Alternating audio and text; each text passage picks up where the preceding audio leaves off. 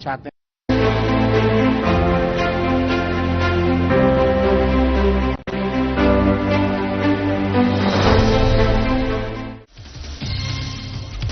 पंद्रहवें उपराष्ट्रपति बने सीपी राधाकृष्णन, मुख्यमंत्री रेखा गुप्ता ने दी बधाई। कहा, राज्यसभा की गरिमा बढ़ेगी और भारत को मिलेगा नया बल।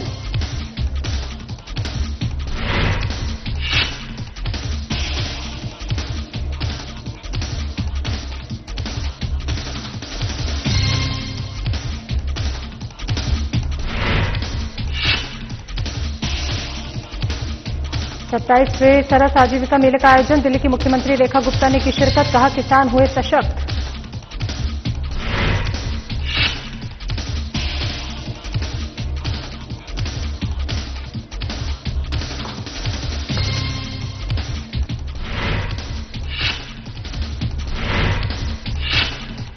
और सीएम रेखा गुप्ता ने IHBAS का किया निरीक्षण। बदहाल स्थिति पर जताई चिंता। पिछली सरकार पर बोला तीखा हमला।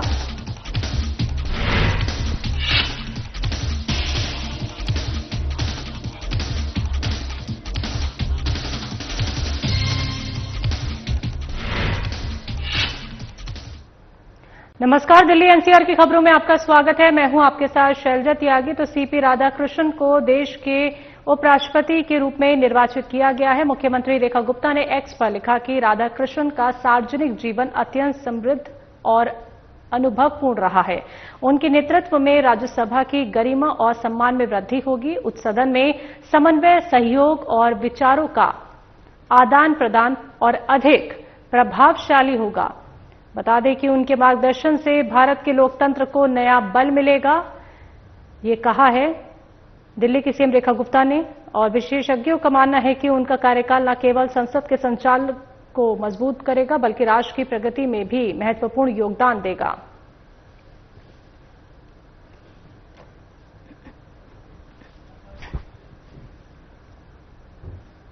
दिल्ली में मुख्यमंत्री रेखा गुप्ता ने मेजर ध्यानचंद स्टेडियम में आयोजित 27वें सरस आजीविका मेले में हिस्सा लिया। इस अवसर पर केंद्रीय कृषि मंत्री शिवराज सिंह भी मौजूद रहे। इस दौरान मेले में लगे प्रदर्शनी स्टॉलों में लखपति दीदी और कला कौशल का अद्भुत संगम देखने को मिला। तो पिछली सरकार की उदासीनता से दिल्ली के किसान और कारीगर वंचित रहे थे। आज डबल इंजन सरकार केंद्रीय योजनाओं का लाभ सीधे किसानों और श्रमिकों तक पहुंचा रही है। ये सिर्फ योजनाओं का क्रियान्वयन नहीं बल्कि उनके आत्मविश्वास और आत्मनिर्भरता को बढ़ाने का प्रयास है। वहीं सरस मेला दिल्ली के किसानों और कारीगरों के लिए नए अवसर और प्रेरणा का प्रतीक बन गया है।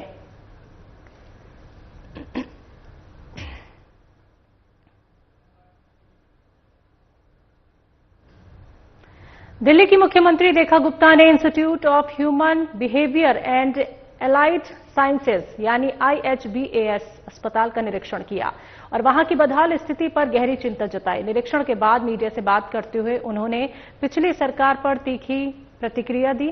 सीएम रेखा गुप्ता ने कहा कि IHBAS अस्पताल की दुर्दशा पिछली सरकार की नाकामी का सबसे बड़ा सबूत है। सालों तक हवाई वादों से जनता को भरमाया गया है, लेकिन अस्पताल की हालत सुधारने की कभी ईमानदारी से कोशिश नहीं की गई। कि इभास जो है हमारे पूरे भारतवर्ष का बल्कि एशिया का एक बहुत बड़ा ऐसा सेंटर है जहां की न्यूरो प्रॉब्लम्स को कैटर किया जाता है।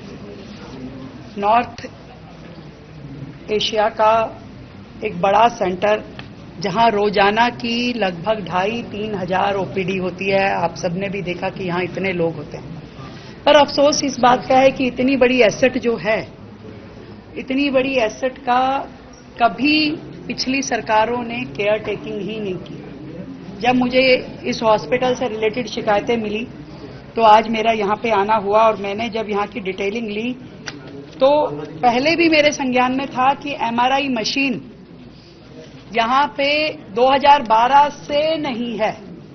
2012 के बाद से इस हॉस्पिटल में MRI की मशीन ना होना, एक भी CT स्कैन मशीन ना होना, एक्सरे और अल्ट्रासाउंड की लिमिटेड अपॉर्चुनिटी होना हमारे लिए दुर्भाग्य की बात है।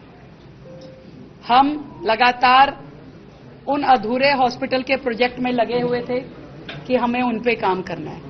पर आज जो ये इतनी बड़ी एसेट दिल्ली सरकार की है, जो न केवल दिल्ली को बल्कि एनसीआर और बाकी देश के लोगों को भी इलाज देती है, मुझे लगता है कि इसको भी हमें रिवाइव करने की बहुत बड़ी आवश्यकता है। यहाँ पर जितने डॉक्टर्स हैं, जितना सिस्टम है, उसमें केवल मात्र 10 वेंटिलेटर के बेड हैं।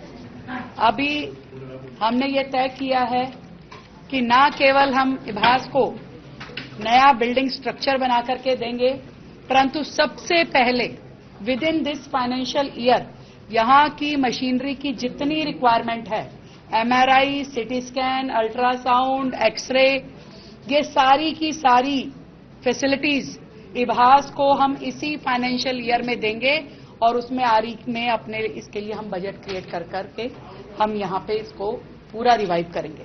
हजारों पेशेंट मैंने यहाँ देखा कि लाइन में बैठे हुए हैं, पता नहीं कितनी ही लोगों की जरूरतें यहाँ से पूरी होती है, उनकी दवाइयां, उनका इलाज, उनको डॉक्टर्स का देखना। और ऐसे हॉस्पिटल्स को अगर हम सपोर्ट नहीं देंगे तो बाकी सब बेकार है। नए बनाने की दिशा में दौड़ रही थी पिछली सरकार, जिसमें कि करप्शन के चार्जेस सारी दुनिया को पता है कि उनके पास लगे, परंतु जो वर्तमान में इतनी बड़ी सहूलियत जनता को हम दे सकते थे, अपने पूरे कार्यकाल में 10 साल के कार्यकाल में उन्होंने एक मशीन इस बड़े इंस्टीट्यूशन के लिए खरीदी नहीं। जो बड़ी बड़ी बातें करते हैं, धरती पे कहां खड़े हैं उन्होंने कभी देखा नहीं। मैं इभास की पूरी टीम को, यहां से जुड़े सभी पेशेंट को ये कहना चाहती हूं, जल्द से जल्द यहां की मशीनरी को पूरा किया जाएगा और यहां के लिए नया ओपीडी सेक्शन बनाया जाएगा और उसके बाद पूरी बिल्डिंग को रिवाइव किया जाएगा। की जो बात है, जब यहां के इंफ्रास्ट्रक्चर को मैं देखती हूं तो मुझे ये लगता है कि जिन परिस्थितियों में ये डॉक्टर काम कर रहे हैं वो भी अपने आप में देवतुल्य है। ऐसी परिस्थितियों में आप पेशेंट को देख पाएं, उनकी प्रॉब्लम का समाधान कर पाएं, लिमिटेड रिसोर्सेज में, बिना मशीनों के। आप सोच सकते हैं कि मेंटल हेल्थ के लिए जो अस्पताल हो वहां एमआरआई ना हो, बिना एमआरआई के वो क्या देख रहा है वहां पे, डॉक्टर क्या कर रहा है वो बेचारा। इसलिए आज मैं कतई कसूरवार नहीं ठहरा सकती यहाँ की मेडिकल टीम को, इतना जरूर कह सकती हूँ कि सरकार का सपोर्ट इस अस्पताल को मिलना चाहिए था, जो आज तक नहीं मिला। और मैंने विश्वास दिलाया यहाँ की मेडिकल टीम को, डायरेक्टर को, कि हम सरकार की ओर से पहली प्रायोरिटी में इसी अस्पताल के सारे काम पूरे कराएंगे। नई दिल्ली में आयोजित 14वें ऑल इंडिया पेंशन अदालत की अध्यक्षता केंद्रीय मंत्री डॉक्टर जितेंद्र सिंह ने की। इस मौके पर उन्होंने पेंशन भोगियों की शिकायतों के तत्काल और पारदर्शी निवारण की आवश्यकता पर बल देते हुए कहा कि पेंशन मामलों को अधिक जन केंद्रित दृष्टिकोण के साथ हल किया जाना चाहिए।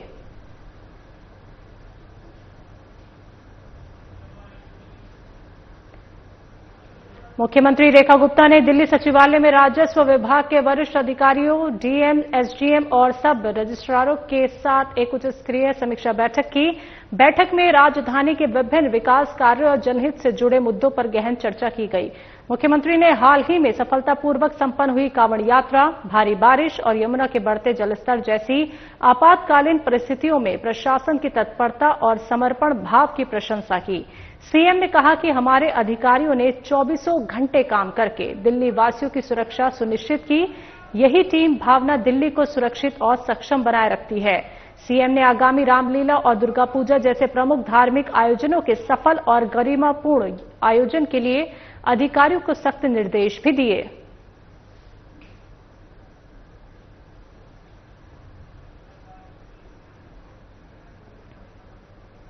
शालीमार बाग विधानसभा में मुनक नहर पर हुई घटना ने परिजनों को शोक में डाल दिया है, जहां नहर में नहाने गए बच्चे नहर में ही डूब गए। सीएम रेखा गुप्ता ने पीड़ित परिवारों से मिलकर उनका दुख साझा किया। इस असहनीय घड़ी में दिल्ली सरकार उनकी हर संभव मदद के लिए साथ खड़ी है, तो प्रत्येक प्रभावित परिवार को सहायता राशि दी जाएगी। साथ ही प्रशासन को निर्देश दिए हैं कि मुनक नहर के किनारों को पूरी तरह बैरिकेड किया जाए, ताकि भविष्य में ऐसी कोई त्रासदी दोबारा ना घटे।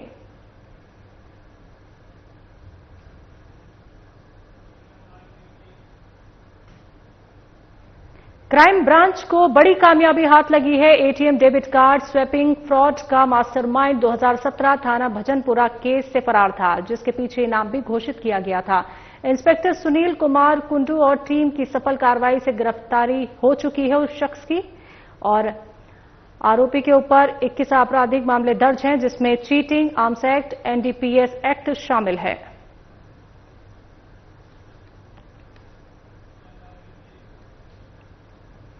नशा मुक्त भारत अभियान के तहत एएनटीएफ और क्राइम ब्रांच को बड़ी सफलता मिली है। टीम ने एक संगठित अंतर्राज्यीय ड्रग गिरोह पर शिकंजा कसते हुए 2 मुख्य तस्करों को गिरफ्तार किया है। इनके कब्जे से 3.5 किलो स्मैक बरामद हुई है, जिसके अंतर्राष्ट्रीय बाजार में कीमत लगभग 17 करोड़ 80 लाख रुपए आंकी गई है। इसके अलावा स्मगलिंग में इस्तेमाल की गई एक i20 कार और एक स्कूटी को भी जब्त कर लिया गया है।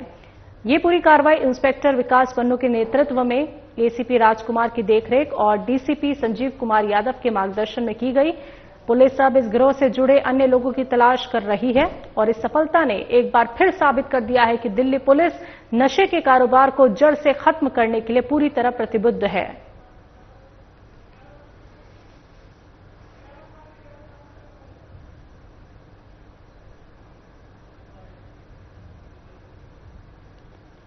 राष्ट्रपति द्रौपदी मुर्मू ने नई दिल्ली में प्लैटिनम जयंती समारोह में शिरकत की। इस अवसर पर राष्ट्रपति ने कहा कि भारत को ज्ञान और व्यापार का अग्रणी केंद्र बनाना सभी नागरिकों का संकल्प होना चाहिए। समारोह में उद्योग जगत के प्रतिनिधि और अधिकारी भी उपस्थित थे, जिन्होंने भारत के वैश्विक व्यापार और इंजीनियरिंग निर्यात में योगदान को सराहा। राष्ट्रपति ने इस अवसर पर भारतीय उद्योग और नवाचार को बढ़ावा देने पर जोर दिया।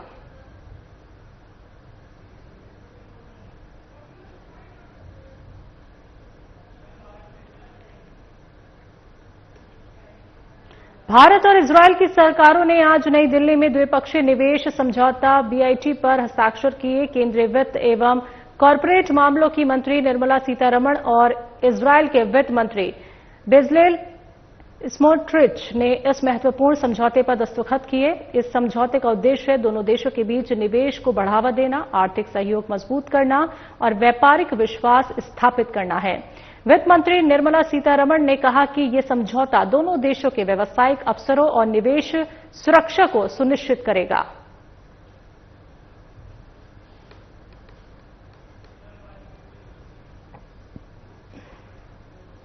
बिहार मतदाता सूची गहन पुनरीक्षण मामले में सुप्रीम कोर्ट ने साफ कर दिया है कि आधार मतदाता सूची के लिए वैध पहचान पत्र है, लेकिन इसे नागरिकता का सबूत नहीं माना जा सकता। सोमवार को बिहार मतदाता सूची गहन पुनरीक्षण मामले पर सुनवाई के दौरान सुप्रीम कोर्ट ने चुनाव आयोग को निर्देश दिए हैं कि वो आधार कार्ड को बार-बार दस्तावेज माने, ताकि मतदाता वोटर लिस्ट में नाम शामिल कराने के लिए आधार कार्ड को भी पेश कर सके। चुनाव आयोग पहले ही 11 दस्तावेजों की सूची जारी कर चुका है, जिन्हें देखकर मतदाता वोटर लिस्ट में अपना नाम शामिल कर सकते हैं। पहले इन दस्तावेजों में आधार कार्ड शामिल नहीं था, लेकिन अब सुप्रीम कोर्ट ने आधार कार्ड को बतौर 12वां दस्तावेज बनाने पर आदेश दिया है और शीर्ष अदालत ने चुनाव आयोग से अपने सभी अधिकारियों को निर्देश जारी करने को भी कहा है, ताकि आधार कार्ड को स्वीकार किया जा सके। हालांकि सुप्रीम कोर्ट ने साफ कर दिया है कि आधार कार्ड को नागरिकता का सबूत नहीं माना जा सकता।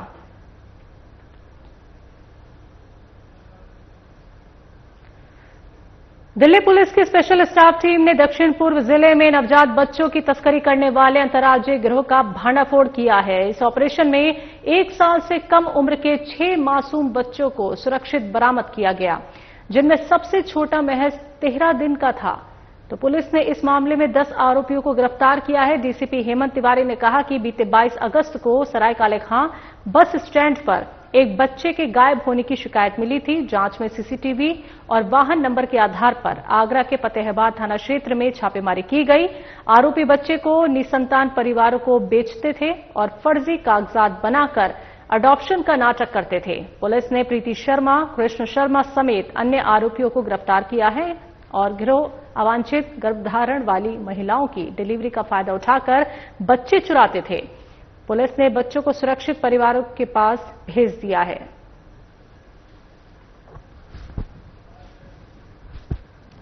उन्होंने 2 बहनें हैं, प्रीति शर्मा और कृष्णा शर्मा, उनको दिया है और उनके थ्रू वो आगे एक और लेडी का नाम आता है ज्योत्सना, जिनके मैं नाम ले रहा हूँ, सभी अरेस्टेड है। उसके थ्रू उन्हें आगे बेचना था। तो उसने बताया या तो ये अभी प्रीति 48 आवर के अंदर हम वहां पहुंच गए थे, या तो प्रीति कृष्णा के पास मिलेगा या फिर हमें ज्योत्सना के। तो जब हम प्रीति और कृष्णा के घर पे रेड करने गए, वो दोनों मिल गई, तो उनके पास से हमें जो पहला बच्चा है, जो हमारा केस का ओरिजिनल बच्चा है, वो हमें रिकवर हो गया 48 आवर के अंदर। मुल्तान नगर सहदेव पार्क में जल भराव होने से लोगों को परेशानियों का सामना करना पड़ रहा है। स्थानीय पार्क के गार्ड आसिर ने बताया कि पार्क में अब तक 15 पेड़ गिर चुके हैं, जबकि प्रशासन को इसकी कंप्लेंट देने के बावजूद भी कोई कार्रवाई नहीं हुई। तो पूरे पार्क में सीवर का पानी भरा हुआ है। वहीं स्थानीय अशोक डीगरा ने बताया कि स्वास्थ्य के प्रति खिलवाड़ किया जा रहा है, प्रशासन को उसके ऊपर ध्यान देने की जरूरत है। बता दें कि डिजास्टर मैनेजमेंट की टीम और दिल्ली पुलिस ने पार्क के चारों तरफ बैरिगेटिंग कर रखी है।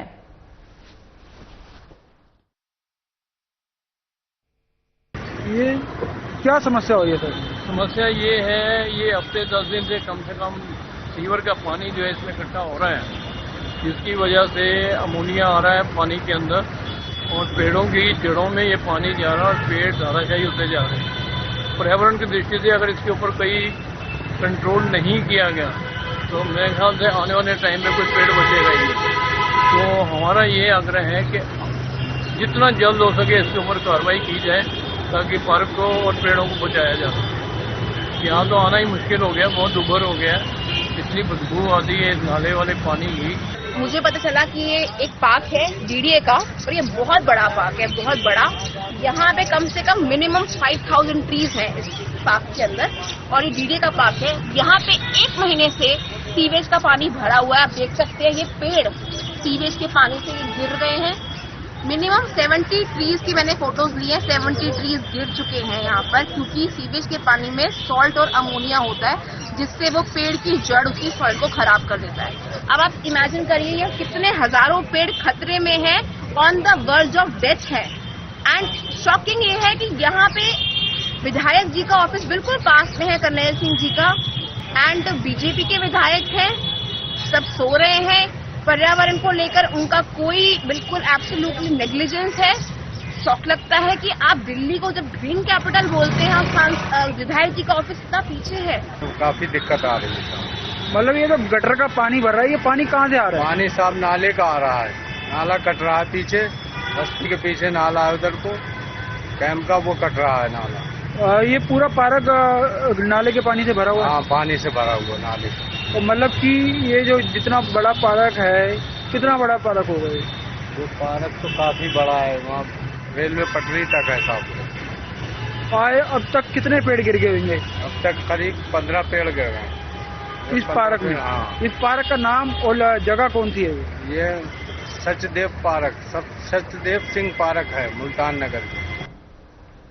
मुख्यमंत्री जनसेवा सदन में शालीमार वाली जगह पे रेखा गुप्ता ने अधिकारियों को निर्देश दिए कि वो क्षेत्र में चल रही परियोजनाओं की प्रगति का नियमित आंकलन करें और तय समय सीमा के भीतर विस्तृत स्टेटस रिपोर्ट प्रस्तुत करें। बैठक में पूर्ण और लंबित परियोजनाओं की स्थिति की समीक्षा की गई और साथ ही भूमि उपयोग से जुड़े विभागीय मुद्दों के समाधान के लिए स्पष्ट दिशा निर्देश भी जारी किए गए। तो मुख्यमंत्री ने अधिकारियों को निर्देश दिया है कि जनहित से जुड़े कार्यों की सतत निगरानी और समयबद्ध पूर्णता सुनिश्चित की जाए।